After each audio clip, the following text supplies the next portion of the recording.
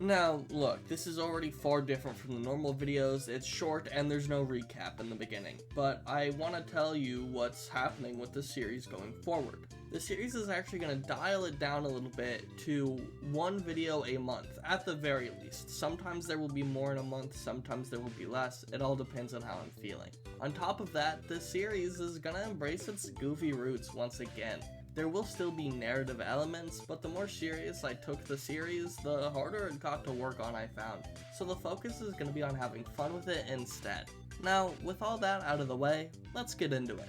While it's nice being back, there isn't actually going to be a recap this time around, as this is sort of a relaunch.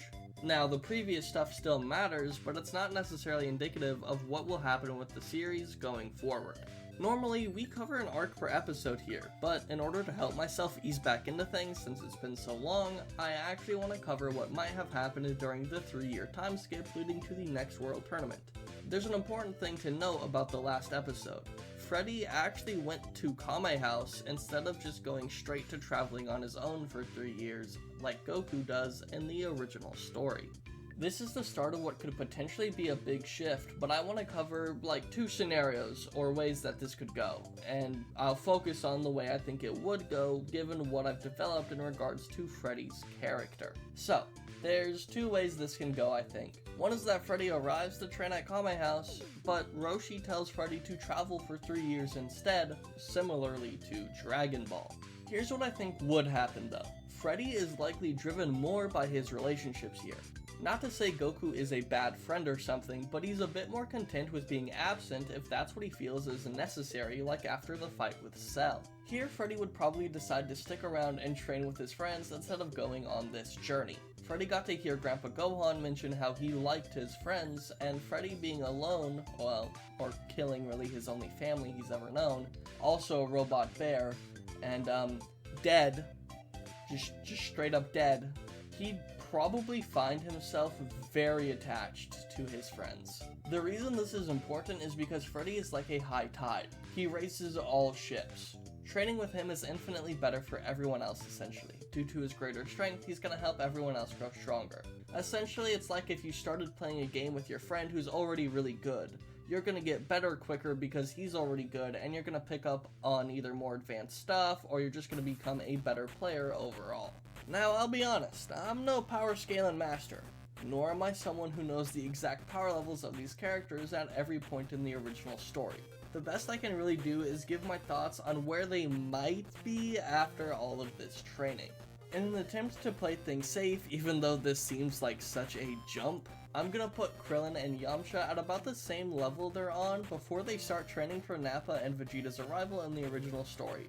That means Krillin's power level is 206, while Yamcha's is 177.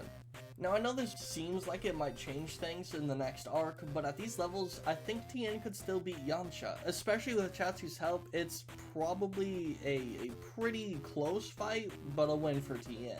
This would also cause the tournament to progress similarly, as I don't think the order of fights would change. This training doesn't affect the luck of the draw. What this basically means is that the main cast is going to be stronger going forward, but I promise that after this next arc/saga, Freddy's going to see some real tough opponents for a change, or at least opponents that do have a chance at beating him. So everyone else being stronger is perfectly fine because it really doesn't change much in the grand scheme.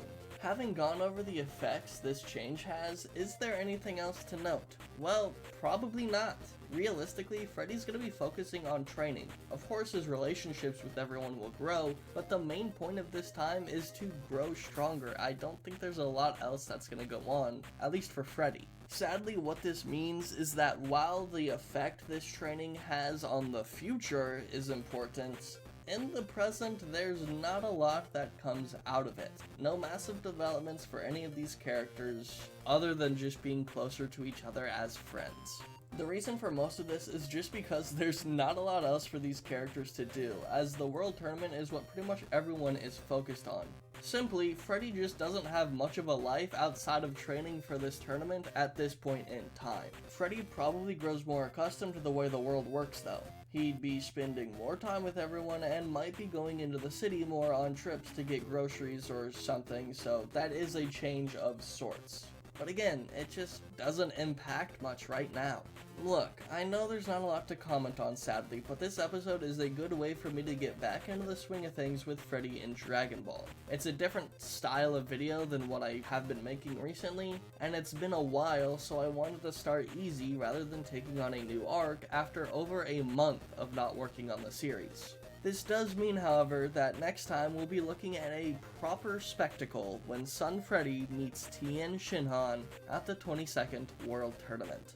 But until then, I hope you all have a super duper fantastic day, and I'll see you all next time.